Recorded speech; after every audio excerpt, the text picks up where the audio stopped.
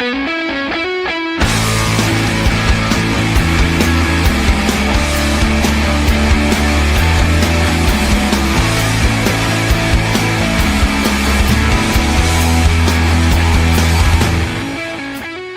is Renelle, and welcome to Quality Hang with Rod Brooks and friends. And here he is now, your host, my main man, Rod Brooks.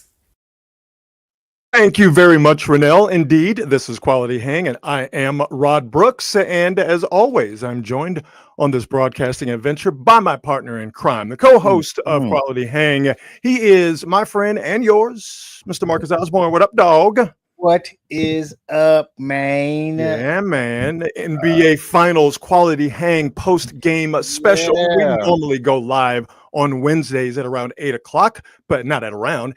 Absolutely on time, on the dot, 8 o'clock Pacific time. But with the NBA Finals happening tonight and Friday, and if we do get to a game 5, it will be on Monday. We will do post-game specials. Basically, we're just going live immediately after the clock hits triple zeros at the finals game in Indianapolis. And then when they get back to Oklahoma City for the game on Monday. So it's the same old thing. We're just doing it a little bit later. But as always, Quality Hang with Rod Brooks and friends is brought to you by the fine folks at Hop Monk Taverns. 3 locations to choose from: Sonoma, Sebastopol, and in Novato. Great craft beer selection, excellent menu, excellent food, and excellent live music at all 3 of the venues. They get artists from around the country, but it's a great place at all 3 Hop Monk venues for local talent, local singers, songwriters, comedians, what have you, for them to ply their trade. So to see what they have coming up live music-wise, or to get more information, it's very easy.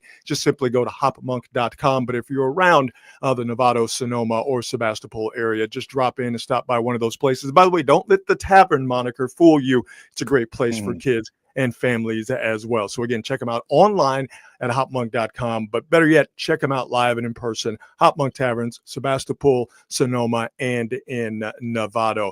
All right, let's get into it. The Pacers win game 3. They now, Marcus, lead the series 2-1. What we have found out in these 3 games, Marcus, is that these 2 teams, to the surprise of a lot of people, myself included, these 2 teams are quite evenly matched, and there's no back down in the Pacers. Plus, 2 out of these 3 games, we've gotten really, really, really good basketball. So the idea that the Oklahoma City Thunder, with their defense and their prowess and what they've done all season long, the thought that the Oklahoma City Thunder were just going to run over the Indiana Pacers. The Indiana Pacers are clearly killing that narrative. They have a lead in this series, and that's a shock to a lot of people. I wouldn't say it's a shock to me, but it's definitely a surprise, mainly because I was one of the people who was going, you know what, if they won 2 games, that would be a surprise to me. Yeah. But that being said, they've been doing this all postseason. They're not supposed to be here. Yeah. They've been doing it all postseason long. Well, and what they've been doing all postseason long is hanging in games, staying close, and then Tyrese Halliburton will do something. And while it wasn't just Tyrese Halliburton tonight, obviously Benedict Mathurin was outstanding for the entirety of the game. The game was tied at 98. Yeah. 6:40 left to go in the fourth quarter. Halliburton 3 made it 101-98. And that was when the Pacers took control of the game. That's when they took the lead and eventually won. And we talked about this after game 2, where Tyrese Halliburton, really in both games, even though he did score the game winner in game 1, Tyrese Halliburton was not aggressive. He was taken out by Lou Dort and the rest of the Oklahoma City Thunder defense. And we talked about it. Hey, listen, you can't fall into the trap that Anthony Edwards fell into in the Western Conference Finals against Oklahoma City, and the trap that the Thunder force you into if you're not mentally tough. You can't make them have you not be aggressive. You can't sit back and go, I'll wait and I'll pick my spots. Because if you try to wait and pick your spots against this OKC defense, they will overwhelm you. Halliburton, very, very aggressive in the first half. What did he have? About 12 points in the first half. 7 assists Halliburton had. 4 of those assists came in the fourth quarter. And Pascal Siakam, by the way, another guy who had been taken out of the proceedings by Oklahoma City's defense, he was aggressive in the first half with 13 points. So Halliburton and Siakam, but particularly Halliburton, he was the tip of the spear. They were aggressive against that Oklahoma City defense. And then the rest of the Indiana Pacers came along. Their bench was absolutely outstanding tonight. As I mentioned, Mathurin, he had 14 points. TJ McConnell, he had 11 points. Obi Toppin had 5 rebounds and a big putback dunk, even though he did not shoot well. So the Tyrese Halliburton being aggressive, that's exactly what the Indiana Pacers needed, and the rest of those guys followed in Tyrese Halliburton's wake. Yeah, dude, I just saw a stat where they are 20-1 when Halliburton scores 20. Mm-hmm. That tells you that you need to put them buckets in, buddy. And if we know that, they know that. Right? If we know that, the Indiana Pacers know that. So, all right, we go as you go. And that when you get to this point in the season, when you get to the finals, it's cliched, but it's true. Your stars have to be stars. Your stars have to be leaders. Hey, man, Shai Gilgeous-Alexander, even though they split in Oklahoma City, Shai Gilgeous-Alexander was the leader, was the tip of the spear, was the lead punch for the OKC Thunder with his scoring. Everybody else followed behind him. Halliburton didn't do that in those first 2 games. He and Siakam did it tonight. And the rest of that Indiana Pacers team followed in their footsteps. And let me correct something I did say. Bennedict Mathurin had 27 points. TJ McConnell had 10 points. Obi Toppin had 8 points, 6 rebounds, a big putback dunk late. Ben Shepherd, he chipped in with 4 points. So Halliburton and Siakam, they got it started with their aggressiveness in the first half, and the rest of the Pacers came along with them. You know, the thing is, we all expected to see the defense of the Thunder come to play, but we probably did not give enough credit to the Pacers defense. These boys are out here balling. And I will say this, they have been much better against the Thunder defense than I expected them to be. Mm-hmm. Because it kind of was a red flag the other night when I saw, okay, they didn't win. They had a bunch of turnovers, but it's not like they got shut down defensively. It's not like they weren't shooting well. And so I think that if we, obviously, like you said, if we saw that, they saw that too. We just got to not turn the ball over, and we got a shot at this. And then they did to the Thunder what the Thunder does to everybody else. Turn them over 18, 19 times? Exactly. To your point, the Thunder turned the ball over 19 times. OKC capitalized, or I should say Indiana capitalized with 21 points off of those 19 turnovers. So that's what OKC is going to look at. If we just look at the box score, and obviously the game is not just played on the box score. You don't get everything you need to get by looking at the box score, but it does give you some pertinent information, like what'd you shoot, how'd you rebound, and how many times did you turn the ball over? OKC, the first thing they're going to look at the box score is the thing I'm looking at right now here to my immediate right. It turned the ball over 19 times and had 21 points given up to the Pacers off of those turnovers. Flip side, the Pacers, 14 points. OKC, 14 turnovers. OKC, 14 points off of those turnovers. But when Indiana made their statement in the second quarter where they scored 40 points, how many turnovers did the Pacers have in that second quarter where they scored 40 points? Zero. So I'm not saying that that's the game, but that's a really big part of the game. So you add in not turning the ball over if you're the Pacers, your 2 best players, particularly Halliburton, being aggressive and being leaders, not just in their play, but in their actions.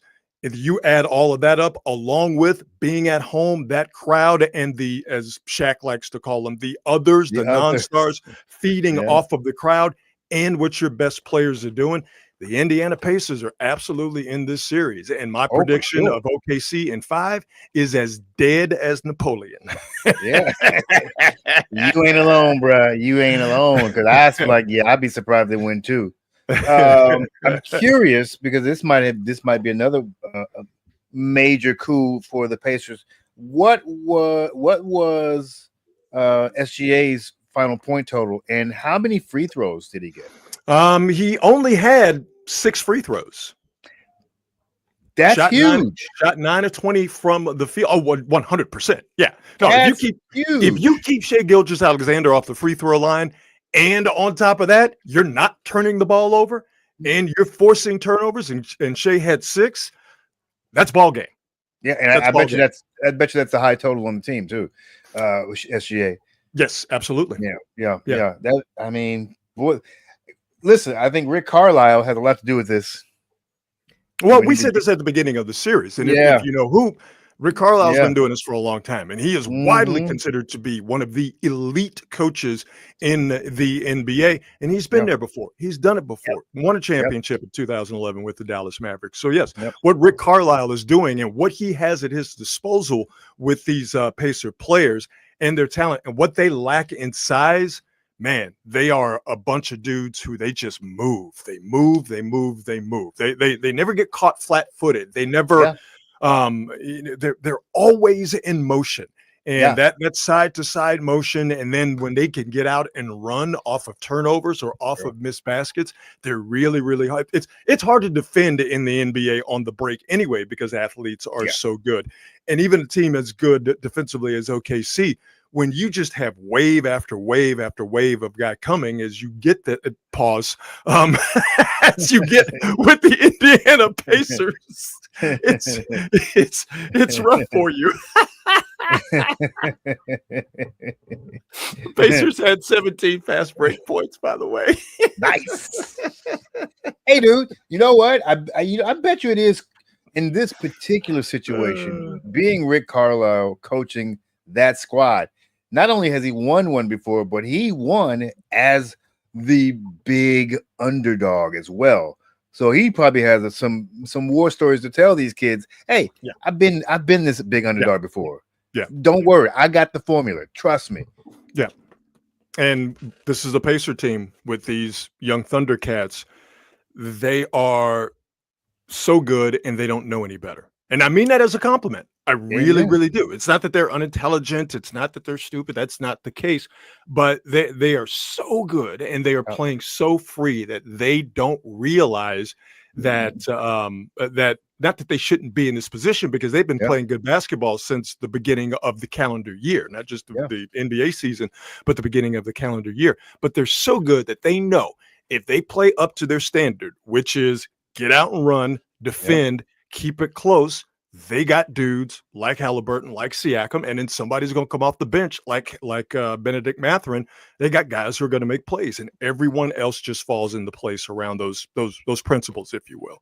Everything you need to win an NBA Finals game and an NBA championship, they are doing right now. Their best player played well. Yep. Defense, limited turnovers. I mean, you're doing the major things. And don't forget the others, as we say. They're doing their job. So they're in this. Shockingly enough, they are in this thing. And here's the thing. The Pacers, with them not being heavily reliant and dependent on the three, when it's not shot well, even though Halliburton was 4 of 8, and again, his big three is what unlocked the game for the Pacers. When he hit that three with 6:42 left to go in the fourth quarter, that was the spark that lit the firework for the Pacers to give them the eventual 116-107 lead. But when they don't shoot the three well, and they're the corner three shooting team, that's what the three that they like to shoot, although they're not exclusive to that. But when the three doesn't go down, it doesn't kill them. They were collectively 9 of 27, 33%. Not terrible, but not what you are used to when it comes to high-level three-point shooting teams in today's NBA. Doesn't matter. You can shoot 33% from three if you're shooting 52% from the field.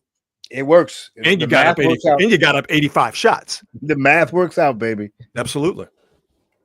When is the next game? Next game is Friday. Here we go. We're getting a 7-game series. We're getting a 7-game series, and I'll put it back up here again for the homie Jason Battle, who has been saying since before the series started that it was going to be Pacers in 7. You know what? Let me look in the camera. Let me look. Jay, looks like you're right. that pick that's looking good. Looking real good. Did you get some money down on it? Jason, that's what I want to know. Did you get some money down, Pacers in 7? Because they were heavy underdogs. Yeah. Heavy underdogs. And if you Yeah. put a little bit of change on the Pacers to win this series, you get heavy money from them heavy underdogs. They playing with house money. Like they not even supposed to be here. It's So good enough to not know any better. Every single minute is gravy. Yeah. No, this is opening a lot of people's eyes. A lot of narratives are changing. A lot of opinions are being changed in real time. And again, what we are, and really we saw this in the end of game 1, when the lead was blown, or the Pacers staged the comeback, whichever way you want to look at it, is that, these two teams, they are evenly matched. Yeah. Neither one has a player or a style of play that overwhelms the other, because it clearly, and I think this is going to be a back and forth sort of adjustment thing.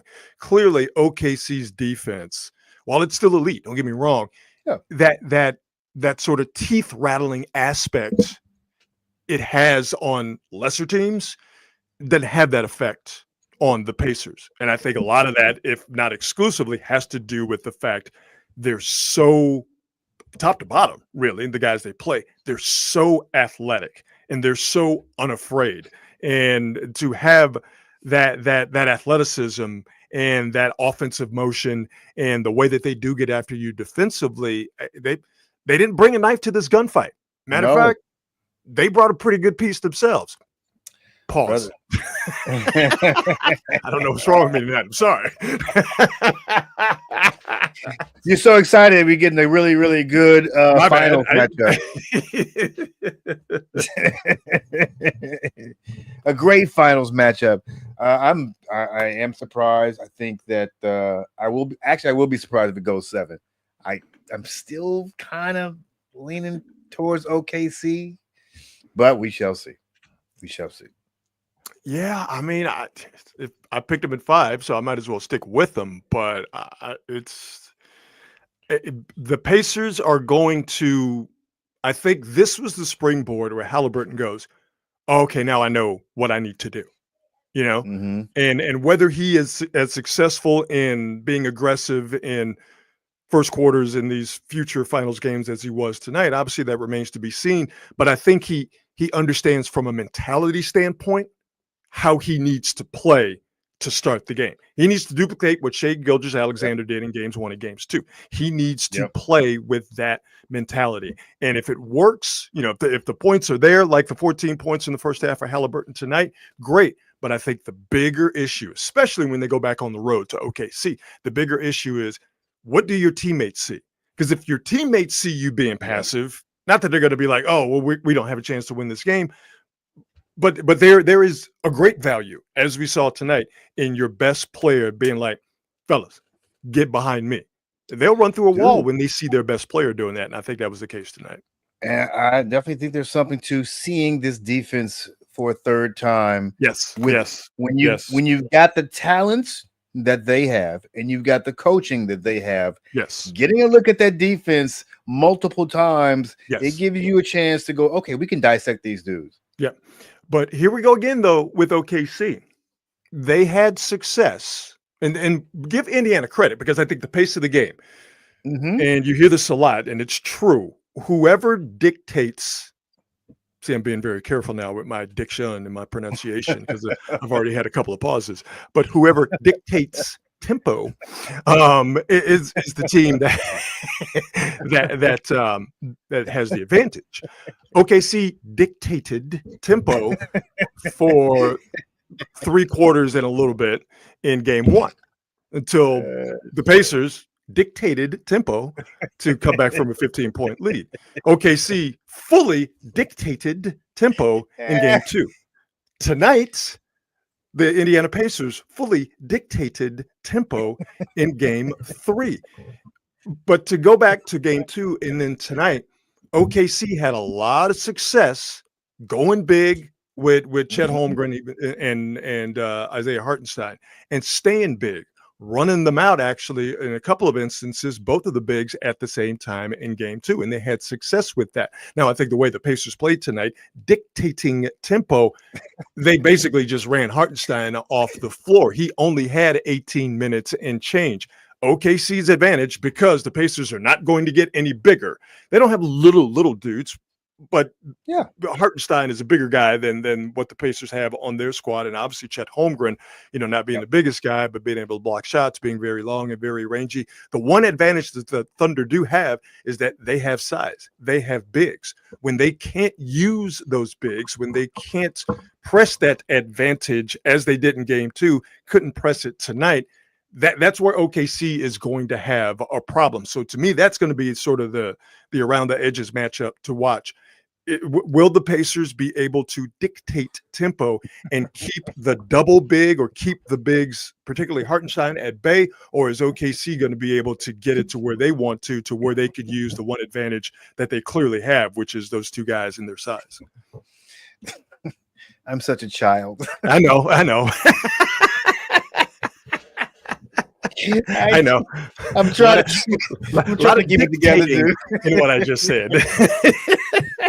I'm trying to keep it together, but every time you say it, that joke goes through my head. I can't. I know what you're talking about. Yeah, like what did Buckwheat say to Darla? I know. It's the joke that got Tiger Woods in trouble. Remember that? Remember he did the Sports Illustrated. Sports Illustrated? Ask your parents. But he did the Sports Illustrated interview, and because he's such a dork. One of the jokes he thought was funny that he told, and the Sports Illustrated reporter wrote it down as, "What did Buckwheat from the Little Rascals say to Darla?" I'm not going to say the rest of it, but the word dictate is featured prominently in there. So stupid. Golly. Anywho, yes. And plus, listen, my body is in complete pain. I started went back to the gym. Oh. So I went to the gym the last 2 nights. Trying to get it right for the summer, and you hurt yourself, huh? Man, it's gonna be hard to get this bikini body together, boy. Because I couldn't raise my arms above my head. It's like, wow. I'm not built for this no more. Push through it, baby. You can do it. You can do it. I'm not built for this. No, but that's what you're building towards. Good God, do it. The more you do it, the easier it gets. Come on, dog. Yeah, I'm like, I need one of those Epsom baths. This is insane. It's golly. Oh man. So I went. I'm into the AI thing. I went to the AI. I asked AI to give me a workout plan for 90 days. So I took that plan. I took it to the gym. I'm hurting, boy. Tried to kill you. Skynet tried to kill you, huh? Exactly. So game 4 of these very entertaining NBA finals. And by the way, I wonder all those people who said they weren't watching this finals because didn't have big markets or didn't have the word that I hate the most nowadays, aura. I wonder if those people are now paying attention, or were they always going to watch the finals and they just wanted to get online and complain about shit? Because, well, that's what people do today. Is get online and complain about shit. Because these 3 games, 2 of these 3 games have been really, really good. I mean, great games. I mean, people like us, like, where's easy sales? Like, I don't even root for these teams, but I'm going to watch the NBA finals. Like, we're going to watch. But apparently the rest of the country don't give a fuck. Wow. The ratings have been the worst ever. Like, apparently the last game was the lowest rated game in like 40 years or something like that. It's crazy. Like, nobody's watching. Well, listen, the longer it goes, the more you're going to get. But the days of, you're talking about 30 million people watching an NBA Finals game. That's not going to happen. Like we had, and we got a really good on this date today. There was a big NBA Finals game that when I mentioned it to you, you will remember basically every detail of it. Those days are over, but we just consume media completely differently now. Holding the NBA, Major League Baseball, and other sports, completely excluding the NFL, holding them to older standards in terms of ratings and viewership is silly. Just simply, again, we consume every single bit of media that was around then, that's still around now. We consume that completely and totally differently. So while ratings may be down, I would dare say that interest in this series, while it might not have started at a fever pitch, Marcus, interest is high because it's the NBA Finals. Interest is global because it's the NBA Finals. And the longer it goes on, especially with us now having an upset brewing with the Pacers being big underdogs, you're going to get more interest, and I think you're going to get more eyeballs. But the days of, big halcyon, ratings numbers for the NBA, even with the finals, those days are over. And you know what? That's all right. They already got their money from NBC and Amazon and ESPN in this next television contract. They ain't tripping. You know what the article I saw was one of the games in November, the game from the in-season tournament had better ratings than the second finals game. But that's wild. Yeah, it's crazy. Who was in that game though? Steph Curry. That tells you everything right there. I think it was the Warriors and the Bucks. Yeah. Well, I mean, listen, two things can be equally true. We consume media differently, and NBA Finals ratings are not as robust as they used to be, but also Steph and LeBron, they move that needle, dog. It's kind of crazy how much they move that needle, dog. People say I'm tired of seeing those guys, but somebody lying. Somebody lying. You know what, Marcus? They ain't lying. They hating. They hating. Right? It's people who done got that ass whooped by Steph Curry and LeBron are the ones that be like, I'm tired of seeing him. Yeah, you're tired of seeing him because you're seeing him in your nightmares. That's why you're tired of seeing him. Game 4 to Friday night. And again, we will go live immediately after that game, as we are doing tonight after game 3. Let's get to some other stuff. I'm never going to miss a chance to laugh about the New York Knicks. Incredibly funny story today as the Knicks are looking for a new head coach, firing Tom Thibodeau after the Knicks, were eliminated by the Pacers in the Eastern Conference Finals. Now, this is a little news blurb from earlier today, and we have breaking news when it comes to the Knicks coaching search folly. As you read here, but for folks who will be listening to this podcast, the Mavericks are the latest to rebuff the New York Knicks in their search for a new head coach. Then the Mavericks said, "Oh, you want Jason Kidd to coach your team? Nah, we can't have that." And so the Knicks are now like the broke, ugly guy in the club, just getting rejected by everybody, the baddies and the not so baddies. The Houston Rockets told them, "No, you can't even talk to Ime Udoka, let alone have him." So the Knicks called the Timberwolves. "Hey man, can we talk to Chris Finch?" Hello, hung up on them too. And we got a couple of other ones as well. And this is, again, I said, the Knicks, Marcus, are being rejected in the club by the baddies. And I would consider the Rockets and the Timberwolves to be the baddies. Sure. And the not so baddies, because the Knicks called the Atlanta Hawks to talk to Quinn Snyder. And the Hawks are like, "Nah, dog. Nope, not at all." So now the Knicks, it's closing time, baby. It's 1:45. They done flipped the lights on. The Knicks are desperate. They got to go home with somebody. So what did the Knicks do?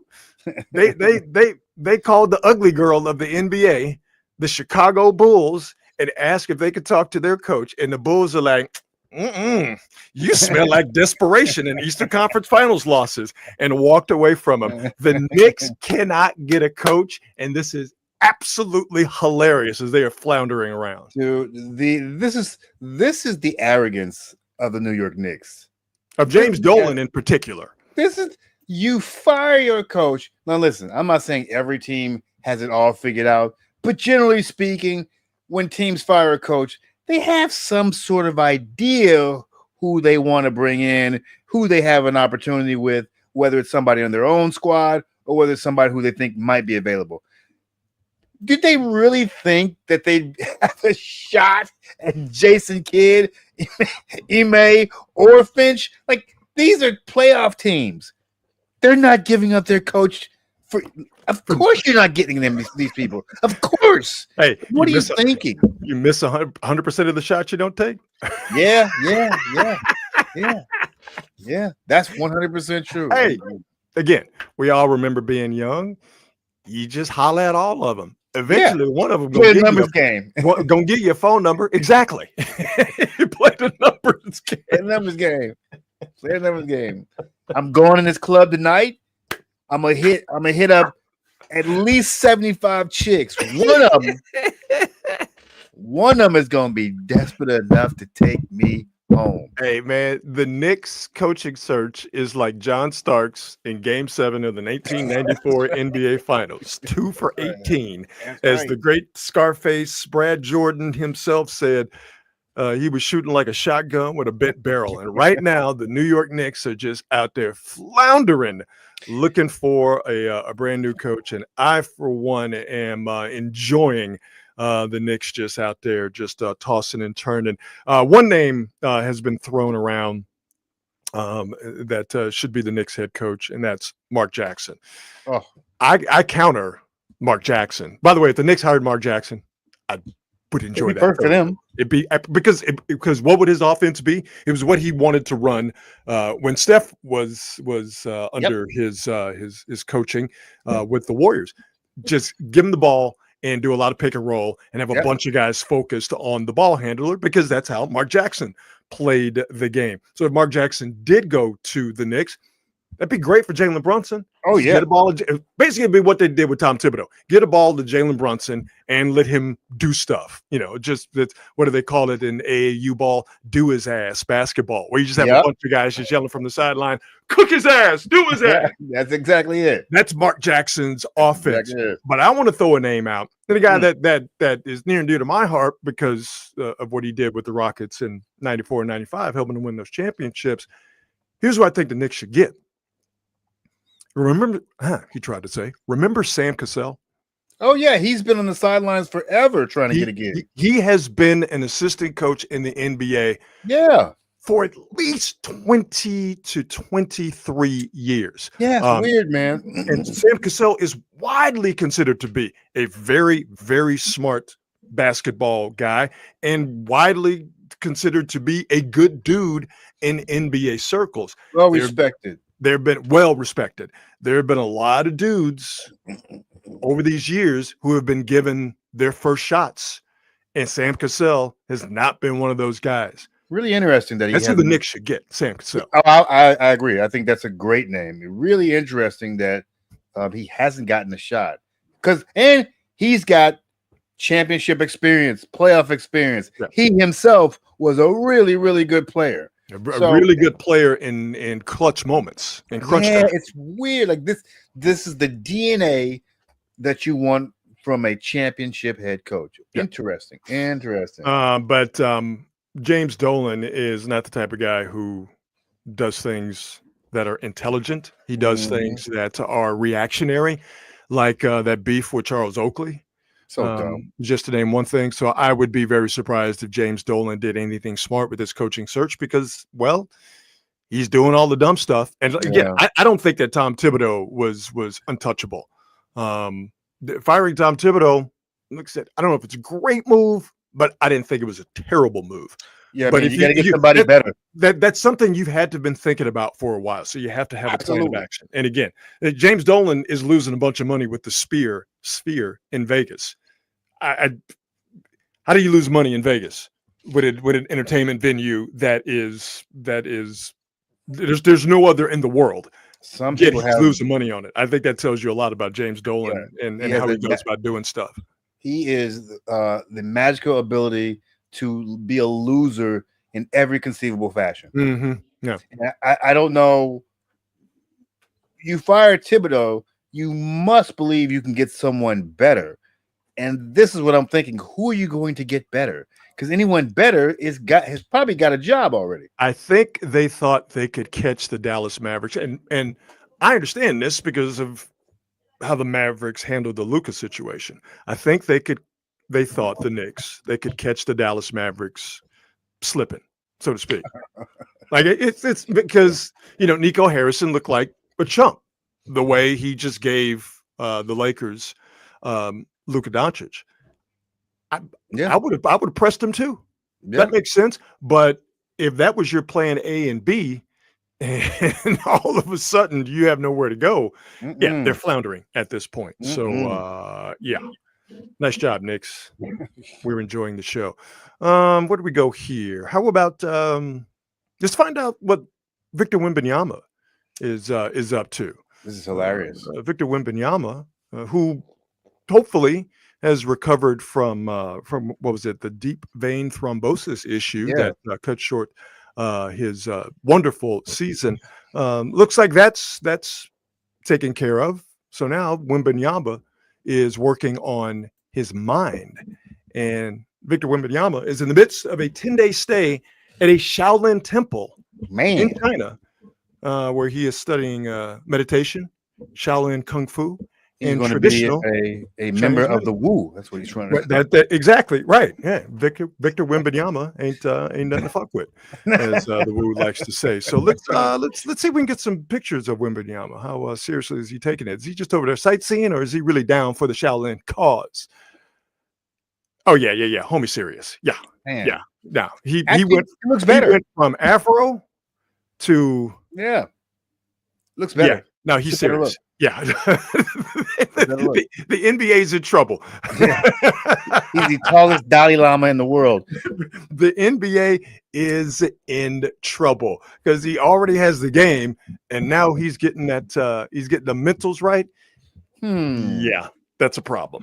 I wonder if this is going to sort of stifle some of his competitiveness. No, I mean he might be, Becoming a man of the cloth. Nah. I think it's that kung fu thing where they're like, we don't like to use the art of kung fu unless we have to. Nah, to me, this is the continuation of Victor Wembanyama's sort of villain arc. Oh, let me tell you why I think this. Because of what happened last year in the Olympics. Remember this? Yeah, buddy. This is after the Golden Dagger. This he wanted is that so bad. Put Team USA on his back in the gold medal game of the Olympics in Paris. Wembanyama's in Paris, France, games in his home country, and France had that game won until Steph stepped. From that day, that's when Victor Wembanyama was like, nah, I'm never gonna feel this again. They had this man crying on his mama's shoulder. Man. By the way, his mama tall. She better be. Golly. Either that or Lay Mailman was doing some work. So I don't know how to say mailman in French. So special delivery. I have a package for you, mademoiselle. So Victor Wembanyama went from this to hugging his mama, crying on the court, to this. Yeah, dude. And it's all Steph's fault. Steph made that boy to go to China to practice meditation and kung fu with Shaolin monks. I'm gonna like to see a little angry and aggressive Victor Wembanyama. I will definitely enjoy seeing that. Dude. This ties back into the reason that I believe that this change in the All-Star game is going to work. You saw that dude walk off the court from that game. It meant something. These world dudes want to whoop some American ass so bad. Yeah, that Steph did it. It's all your fault, Steph. Had this man fall into his mama's arms and dissolve into tears. I don't like them. Steph Curry, I cannot believe he did that. Now, what is Wemby doing? He is on a retreat. But by the way, can we point something out here? Okay, he shaved his head. Yeah. Right. He took off his Western clothes. He put on the Shaolin monk clothes. But here's how you know that Wemby is a real one. He kept the kicks on. You see the shoes. He ain't completely gone. He ain't completely gone. You see, he kept the heat on his feet. It's like, okay, listen, I want to learn the ways of the Shaolin monks. All right. I want to do everything you guys want me to do. Imagine him saying this in a French accent. I want to be one of you guys, but I got to keep the heat on. Okay. All right. I got my own signature shoe. I'm trying to move some units, so I'm gonna keep my kicks on. But everything else, your boy Wimby, I'm down for the Shaolin cause. So. That dude's gonna have a Nike swoosh on his monk clothes. I'm a fan of that guy's game, and I'm also terrified of the potential of Wembanyama running the Western Conference for the next 10 to 15 years. Dude, I mean, these boys, they might go on a run. If they get Kevin Durant, they might go on a run. Oh God, if they get Kevin Durant, that's going to be enough for me. Did you hear that DeMarcus Cousins was playing basketball in Puerto Rico? I don't even understand how this happens. I want to emphasize the word was playing basketball on the island of Puerto Rico. DeMarcus Cousins got into, let's call it an altercation, shall we? Let's watch the video. Walking up for it. Anytime a guy takes his jersey off like that, he's looking for a fight. And here comes the fight. There we go. Rain your derision and your beverages down on me. Oh, no. Oh, yeah. They dumped all the cervezas. Now, I want to point something out here. We'll run the video again. I want to point something out here. Notice that DeMarcus Cousins, as he is having all of the beer and stuff thrown on him, you notice none of his teammates come to his defense. Yeah, he all about that by himself with the security. He is solo dolo. Dude, this is crazy. Puerto Ricans who clearly do not bang with Boogie Cousins. Not one teammate this is crazy. Came to his defense.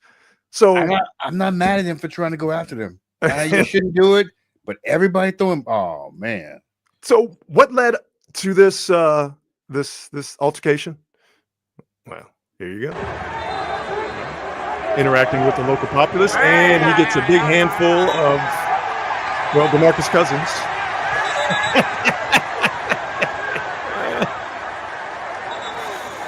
He ain't changed at all. No, not at all.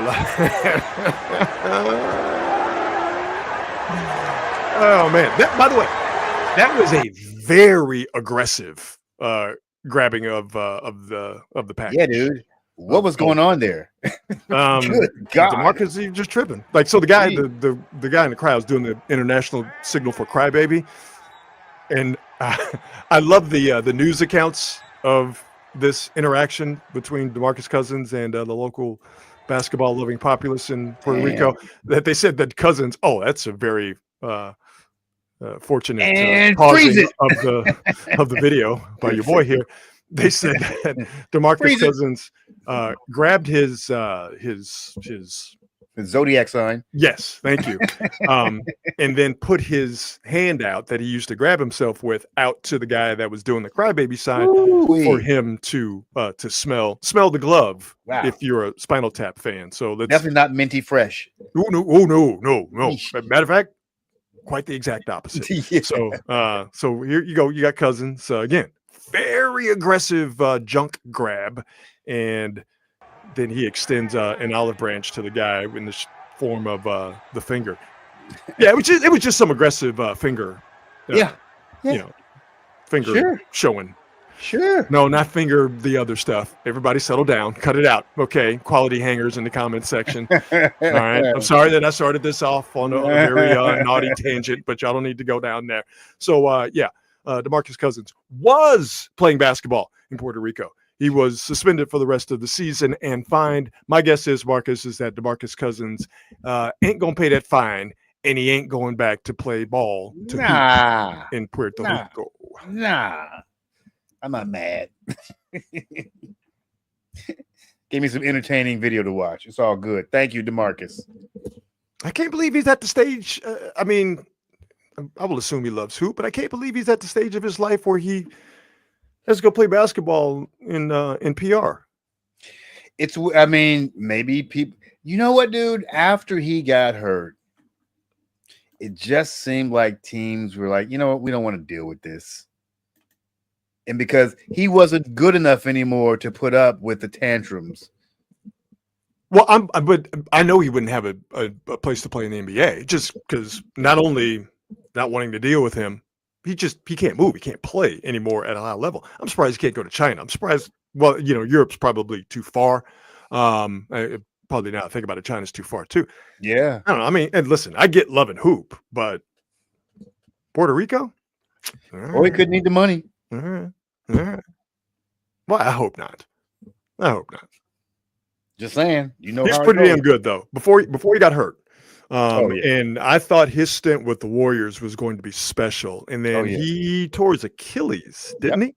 Yep. Yeah. But before he got hurt, DeMarcus Cousins, basketball talent alone.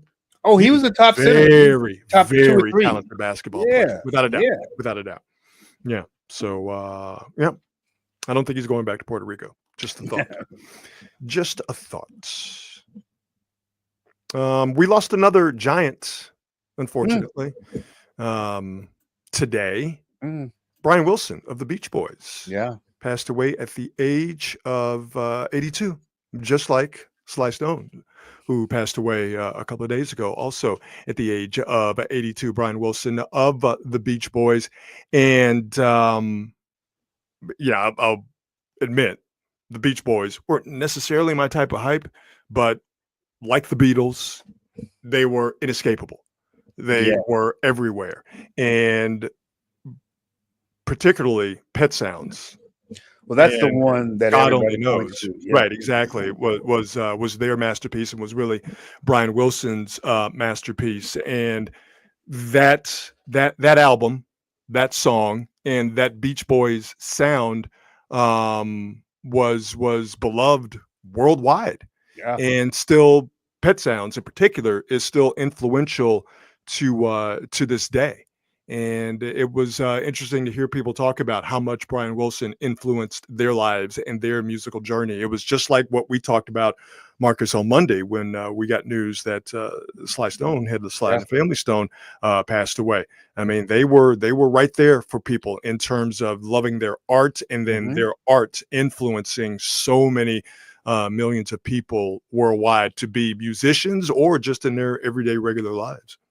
Yeah, it's interesting that they were seen as so lily white, and they were, but they definitely had that undercurrent of hippiness because, coming out of California, everybody was doing the drugs. and they were doing the drugs. They looked like one thing, but we know what was going on when they got off that stage. Yeah. Pet Sounds. Yeah. That's what it was. Yeah, just an undeniable impact and influence on American culture and music globally, and clearly a sound that still resonates to this day. I mean, it's interesting with the Beach Boys, nothing sounded like them before, and nothing has sounded like them since. You know what's interesting, and this may seem weird, but were they the first white dudes to sing falsetto? Gosh. On a popular level? Because I really can't think of any right now. Well, maybe Frankie Valli. Yeah. Maybe Frankie Valli. Yeah. Maybe Frankie Valli. Yeah. But that California, surf sound was just native to California. They brought it out, on the national level, on a global level. One of my favorite bands is The Who, and in particular, their drummer, Keith Moon, absolutely loved the Beach Boys. And you can't get any further away from California and the beach and California sound than England. And he absolutely loved the Beach Boys. And like I said, there was nothing that sounded like the Beach Boys before they showed up, and there hasn't been anything like them since. And people to this day still dig what they did 50 plus years ago. The beautiful thing about that period was the experimentation that took place musically. If you are a music nerd, and I think of myself as definitely a music nerd. I have always thought of the 70s as the greatest decade for music, primarily because the creativity was at an apex. Mm-hmm. There were so many different sounds, so many different genres. You heard everything, and it became, as we went along, things got more. FM radio was the cause of this, but music got more segregated. But 70s, you could hear Aerosmith, and then you could hear the Jackson 5, and then you could hear the Stylistics, and then you could hear Led Zeppelin, and then you could hear Leonard Skinner, and then you could hear Dolly Parton. Like all this music. If you were a music lover, the 70s was a decade for you because the creativity was insane. Yeah. And he was, like Sly Stone, he was, Brian Wilson, a big part of that. Just allowing people the thought that not necessarily if he could do it, I can do it, but this is different. This is unique. Yeah. Well, you don't have to be, you don't have to sound like Motown to get on the radio. You don't have to sound like the Beatles to get on the radio. You can be you. Now, not everybody's going to be Brian Wilson. Not everybody's going to have the brain and the heart to give you God only knows. But whatever the God only knows that's inside of you, you listen to Brian Wilson, you listen to the Beach Boys, you listen to Pet Sounds in particular, and you go, well, I don't have God only knows in me. Yeah. But I got something that feels important to me that I could get out that I feel like is on that level. That's the kind of influence people like Brian Wilson had on pop culture back then. And I was saying this to someone earlier that, think about this for a second. There was at one point musically, Brian Wilson, Beach Boys, Pet Sounds, Sly and the Family Stone, Jimi Hendrix, and Led Zeppelin, and the Beatles, and more. But I'm just going to stick with those heavyweights. James Brown, all existed at the same time musically. Stevie Wonder, who was also an insane musical pioneer. Right. So this is what I'm saying. What a crazy musical period. Yo, it's insane. That's wild. And creativity was so encouraged because it was rewarded with commerce. It was rewarded with money. People buying records. And what did we just get last week? We got the Carter 6 from Lil Wayne. That nobody asked for. No one asked for this. Streets didn't ask for it. No one asked. It was forced on the streets. Lord have mercy. Yeah. So Brian Wilson passed away today at the age of 82. Man, hate to see these legends go, but yeah, man. We are lucky that we got them when we got them. Amen. And their art lives forever. So obviously our condolences to the Brian Wilson's family and those who knew and loved him, and even those who didn't know him but loved his art. If this hits you particularly hard, our condolences. We completely understand that. There was another passing today that hit us, Marcus, in our Generation X feels. Ananda Lewis, former MTV VJ, she was on BET. She passed away earlier today. 52 years old, passed away from breast cancer. I don't want to get too deep in the decision she made, but traditional medicine was not something that Ananda Lewis subscribed to. Let's put it that way. So I don't know if this was fully preventable, but it was sort of jarring to hear that she chose to go the non-traditional medicine route. But she passed away at the age of 52. Clearly a talented music journalist. And man, we all had a massive crush on her. and remember, she hosted that what was that show? A Teen Summit. Yeah, on BET. Yeah. That's what. She cute. Yeah. Oh, she's around my age too. Yeah. Okay, this is gonna work out. But she wasn't a bimbo by any stretch of the imagination. No, she was a sharp cookie boy. Absolutely, man. Absolutely. So passed away at the age of 52. So for all you Gen Xers out there, like the two of us, that was a rough one. That was a rough one today.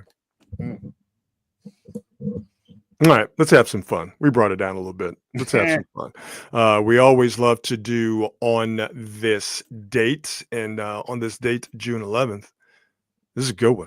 A lot of stuff today. Ferris Bueller's Day Off hit theaters back in 1986 on this date. Today is Joe Montana's birthday. Oh, what? Yeah. The GOAT. The GOAT. The drummer of ZZ Top, his birthday today. What's the drummer's name? His name, again, the drummer for ZZ Top, Frank Beard. Frank Beard only had a mustache. Didn't have a beard. Perfect. There you go. He was the one with the mustache. And his last name was Beard. That's hilarious. But the two guys in front both had beards. Rock the Casbah came out on this day from The Clash. Nice. The only band that matters in 1982. Right. The party anthem, Juvenile, Rock the Casbah. Back That Ass Up, Hey. released on this date in 1999. Yeah. Come on now. Come on now. That is a party anthem and a club staple. Until the sun burns out. You won't go to a wedding without hearing that song. You put on Back That Ass Up. Asses will get up out of seats and get backed. And they will get backed. Okay. White, black, Hispanic. That's right. Don't matter. Everybody know the words, all ages. You put on Back That Ass Up, people gonna get to moving. So that came out in 1999. All right, a little bit more on this date. On this date, prisoners escaped from Alcatraz back in 1962.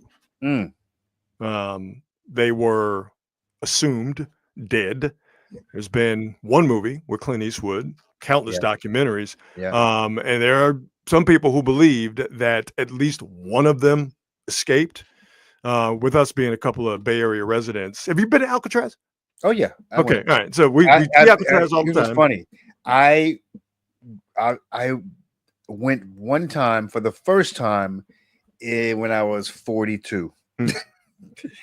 Yeah, it took me a long time to go too. It's first time I ever went. It's like I'm not going to voluntarily go to a prison, but enough people come to visit. You're gonna eventually have to take them to Alcatraz. That's exactly what it was. Which I did that, and I was like, "Oh, it's pretty cool, actually." So seeing Alcatraz all the time, just that lonely, rocky outpost in the middle of San Francisco Bay, and then going, there is no way, the three dudes who got out of Alcatraz and got into that water in the middle of the night made it. There is absolutely no way. No, they didn't find the bodies. There's no way.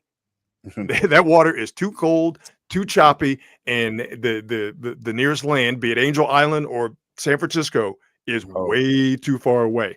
And that Golden Gate, the mouth of the Golden Gate, is going to swallow you whole. There's no way those two dudes got out. Them dudes turned into fish food. That's why ain't nobody found them. It's a wrap. Yeah. That's a fact. On this day in 1987, LL Cool J released his second album, Bigger and Deffer. I told you, Judah, it's a hot one, baby. It's a hot one. By the way, when this album came out, people were like kind of hating on it. And I'm like, nah, this is good. This is good because they thought LL was going too commercial. This was so good. Radio, his first album, is one of the greatest debuts, not just in rap, but in American popular music over the last 50 years. This follow-up, Bigger and Deffer, is one of the best follow-ups. I love this album. Oh, yeah, I'm right there with you. And one of my favorite things about this album cover is it looks like he's just standing in front of some spooky building. This is one of the all-time flex. Remember how young LL was. He was 16 when Radio came out. So I don't know if he dropped out of school, but schooling wasn't his thing, right? Once Radio hit, LL was gone. But he is in front of his old high school, standing on top of his red Audi 5000 car that he bought with the money that he made off of his first album, Radio. That's one of the greatest flexes of all time. I'm gonna put my old school on the cover of my second album. I'm standing on my expensive German automobile. I love it. Fun fact: LL coined the term "goat." Yes. Yeah, talking about himself. Yes. Yes. Because let me tell you something. Yes. Don't nobody love LL as much as LL loves LL. By the way, that dude looks incredible. Yeah, he's still in good shape. Looks great. Still, damn, dude, you pushing 60, looking great. Yeah, man. Yeah. Love to see him make it to 6 decades and beyond. And he'll still spit some hot fire too. I heard his last album and it was nice. Thought it was pretty good myself. And in a genre, in a game, this rap game where reaching old age, reaching true OG status is not something that a lot of guys get to do. Celebrate the ones who are true OGs, and LL is one of them. But yeah, second album, Bigger and Deffer, came out on this date in 1987. All right, now here's the big one. This is the one I've been leading up to. On this date, June 11th, we got one of the greatest games in NBA history, and a game that I think this is where it cemented his status, his icon status, if you will. We got on this date the Michael Jordan flu game. Oh, really? We eventually found out wasn't flu. Yeah, it was food poisoning. We found this out from the documentary, The Last Dance. But the flu game, Game 5 of the 1997 NBA Finals, happened on this date. Michael Jordan racked with food poisoning from a tainted pizza. Logged 44 minutes, 38 points scored, 7 rebounds, 5 assists, and we got some of the most iconic photographs in NBA history. This one, Michael Jordan bent over, hands pulling on his shorts, gasping for air. Scottie Pippen helping Michael over. Little Stevie Kerr over there in the right. Kerr in the background. It's a shame these two dudes don't like each other. It's a damn shame. Thinking the same thing. It all fell apart. But Mike, we know Michael Jordan's not a good guy. No, we do know that. And Scottie Pippen is clearly incredibly insecure. Yes. Yes. I mean, that's the way he comes off to me. It's incredibly insecure. And you know what it is now? Those things you just mentioned are absolutely right. Here's another thing you need to add in. Now they're old men. And let me tell you something. There ain't nothing more just intense than old black man beef. Okay. Yes, sir. Right. Oh, and by the way, my son is boofing your ex. Yeah, that too. Yeah. So you add in one dude ain't a really good guy. The other guy is crazy insecure. His son, the guy that you don't like, was hitting your ex-wife. And oh yeah, by the way, we are now old and set in our ways and opinions. Yeah, Mike J and Scottie Pippen ain't ever gonna love each other. But on this day, Scottie Pippen had Michael Jordan's back, and what was the other picture? Yeah, Jordan on the bench with the towel over his head, with the cup of Gatorade strategically placed with the logo facing towards the camera. I wonder if that's a coincidence. But yeah, this Jordan obviously was already a global superstar at this point. But I really do, Marcus, think that this game sort of, when you talk about the myth making part of Michael Jordan, this game, I think, was the pinnacle of the myth-making process. Absolutely. Jordan was so much fun to watch. I listen, I think you and I, people, us folks, Generation X, we've seen the very best that basketball has ever had to offer. I think the 80s was the best decade of hoop. I think we've seen the best talent that the sport has ever offered, whether it was Jordan, whether it's Magic, whether it's Durant and Steph. I think that we are the ones best positioned to tell folks this cat was the best. And we do it, don't we? Yes, indeed. Yes, indeed. I love telling the young Thundercat how good those guys back in the day were. And but let me hear a fan of the NBA say, "Oh, I didn't see," or "I don't think this guy is good." Did you see him? No. Ooh, I love being the OG. Sit down and let me tell you something about Magic Johnson. Boy, Sit down and let me tell you about Clyde Drexler. You don't know nothing about no Clyde Drexler. All I you gotta do- love getting my old man on when it comes to talking about sports. Me too. You can't let me tell you something. I saw You don't know. Jordan. I saw Montana. I Yep. saw Jerry Rice. All right. I saw Earl Campbell. I saw Bo Jackson. That's right. Okay. You I saw saw King Lawrence Griffey Jr. Taylor in his I saw heyday. Lawrence Taylor. I saw Barry Bonds. Yeah. All right. I saw Greg Maddox. I saw Nolan Ryan. Okay. You These are saw the names I Ricky can just Henderson. think of. I saw You- Ricky Henderson. Okay. I'm looking at a wall. One day, I'm going to do the show. I'm going to turn around. I have a wall full of media passes and tickets from games I've covered, games I've gone to, concerts I've gone to. I'm going to turn around and we'll see all the stuff. I saw all these dudes and more play. I saw Serena. Okay. Yes. I had the ladies in here too. Yes. Right. I saw Serena. Okay. Yes. I saw Cynthia Cooper. You saw Tiger, who now people don't even really realize how good he was. Okay. All right. Like we're a generation removed from Tiger All right. Woods. It's I crazy. synced it. With my Okay. own eyes. So I saw the Pittsburgh Steelers. Thank I you. saw the Chicago Bears. Thank you. I saw these things. Hey, I saw the 2000 Ravens. We're going to put them on the list too. Yes, okay? sir. Yes, All right. sir. Dude, we historic things. Or you weren't here for, but you were alive for it. You watched it. The Earthquake World Series with the 80s. Oh, yeah. I watched it live. Absolutely. Saw it. Yeah. I was at the game. I was working that World Series because I Oh, was wow. Really? yeah, I was working at World Series. I wasn't at Candlestick, but I was at the Coliseum because I was an usher at the Coliseum for 3 years. So all 3 years that the A's went to the World Series during the 80s, I was working at the Coliseum as an usher. Yeah, you saw some great A's. I saw Dave Stewart. Shout out to the great Dave Stewart. Yeah, I saw Dan Marino. Dude, you saw Marino. So yeah, so I love Marino. and these youngsters now. I can see the eyeballs wanting to roll out of their heads. I don't care.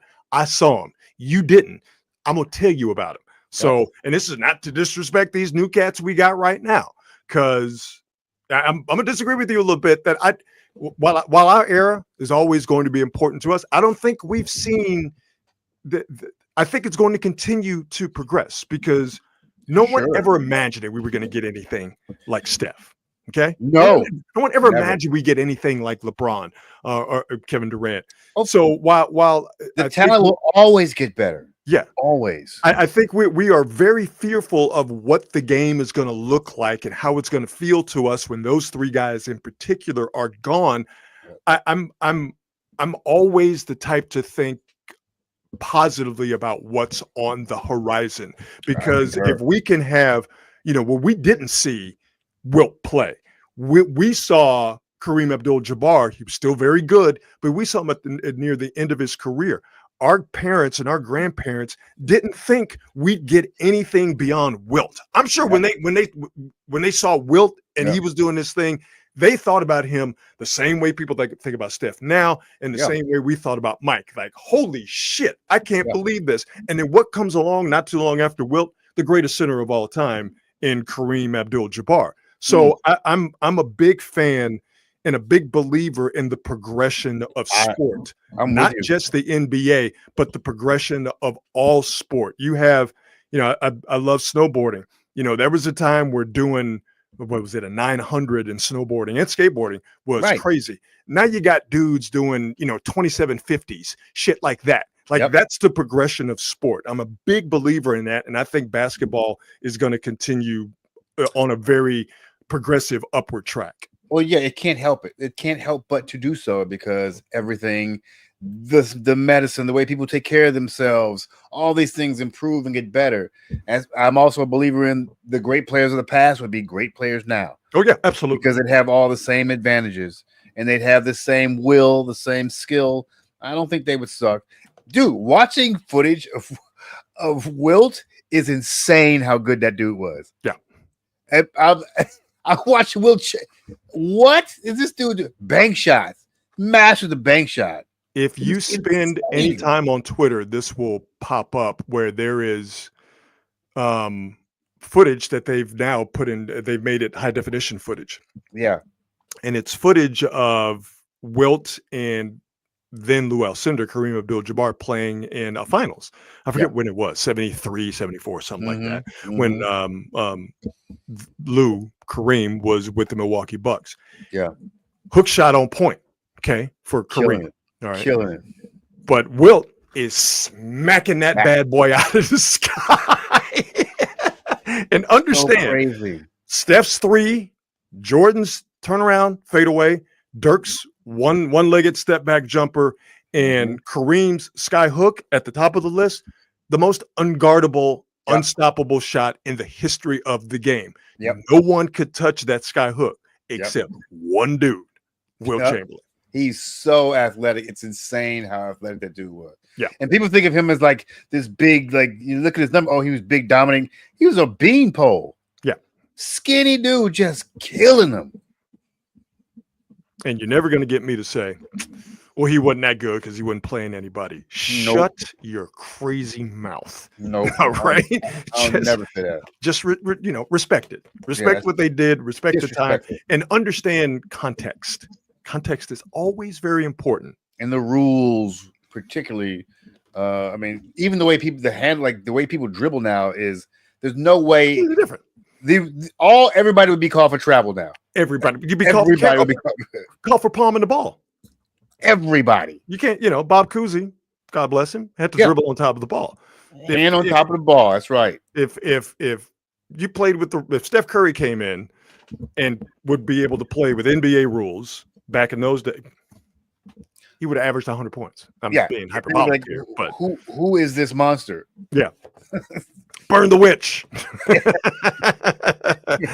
I think that covers it. I think sir. I think we did it. Yes, sir. And we always end the show with the best thing I've heard today, and it's similar to our show on Monday when we got the news that Sly Stone of Sly and the Family Stone passed away. The best thing I heard was being reintroduced to a bunch of Sly and the Family Stone music that I had forgotten. Today, again, admittedly, I'm not a huge Beach Boys fan, but it was fun listening to those songs again and like, oh, you know what? Like, I see why people dug Good Vibrations. Yeah. I see why California Girls is an absolute anthem, is an absolute banger, and still holds up to this day. Because California Girls, pretty good. They're pretty good. So remade constantly. Exactly. Constantly. So listening to the Beach Boys today, God Only Knows and all that stuff on Pet Sounds was the best thing I've heard today. And it was nice to hear it with an appreciation for the greatness of the art and the greatness of the artist. Obviously, in particular, Brian Wilson passing today. You know what? The best thing I heard today was the growth of the WNBA. They are about to sign a $2 billion media contract. So things must be going well over there. So they can finally pay the players. Yeah, and check it out. What I saw was also that 21 of the 24 All-Stars will all be free agents this summer or at the end of this season. So so people are really about to get paid. Yes, sir. And the Valkyries, who are essentially one of the best defensive teams in the WNBA, literally one player away from being a really good dominant team. Can you imagine Asia over here? Oh man. It'd be sweet. By the way, this is how you talk about the WNBA. You talk about it like you would talk about the NBA. You talk about the sport. You talk about the game itself, the financials, if you will, and you talk about the players. It doesn't have to be all the other nonsense that people have decided to pollute the WNBA discussion with. You could talk about women's basketball like it's basketball. Because it's basketball. And one of the smartest things that WNBA did was to put a team here in the Bay Area because this is a basketball crazy region. Yeah, and they're playing well. They're playing well. They've sold out every home game. I think there's a lot of merch. Dude, the colors are nice, so I'm not mad at it. Yeah, that black and that lavender. And that match. It's a good look. It's a good look. Yeah, It yeah. is a good look. Good look. Thanks once again to all the folks hanging out in the comments, you quality hangers. If you've grown to call yourselves, again, we love that you have created this community. We want the community to grow, and we love that you talk amongst yourselves in the chat. You throw stuff out at us. So Angel Reese to the Valkyries.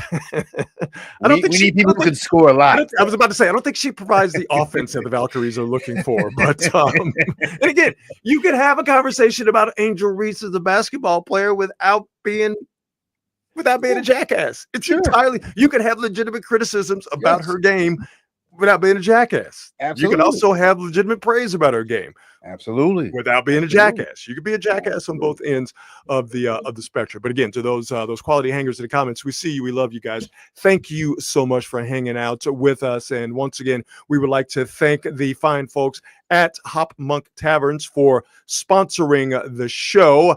3 locations to choose from in Novato, Sonoma, and in Sebastopol. Make sure you drop by not only for a great meal, for their great craft beer selection, but also drop by for their live music. At all 3 venues, you could get artists from around the country, but local artists, they're the ones who benefit the most from Dean Biersch and the folks at Hop Monk having live music 7 days a week at all of the venues, because the local artists, they get to come and show you what they have. So to check out what they have going on live music-wise, again, at all 3 Hop Monk venues, check them out online at hopmonk.com. But if you happen to be anywhere near one of the 3 locations in Sonoma, Sebastopol, or Novato, don't be shy.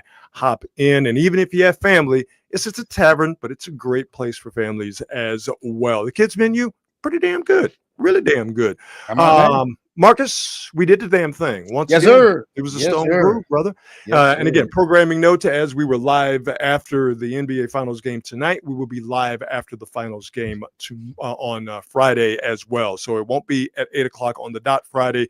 It'll probably be at around the same time we got on today. Was about 8:15 or 8:20. So make sure to alert the local authorities in your area. All right, Marcus, let's do it again on Friday. How about it, my brother? Let's do it, baby. Let's do it. All right, everybody. Thanks for joining us as always. Oh, and don't forget, make sure you follow us on Facebook and Instagram. And if you're watching on YouTube, please like and subscribe and share. That's how we get more folks involved. The bigger we get, the closer we get to our plans for world domination. That's all we want. That's all we want. We just want to take over the world. Is that so wrong? No, at all. All right, everybody. Be good, but most importantly, be good at it. We'll see you.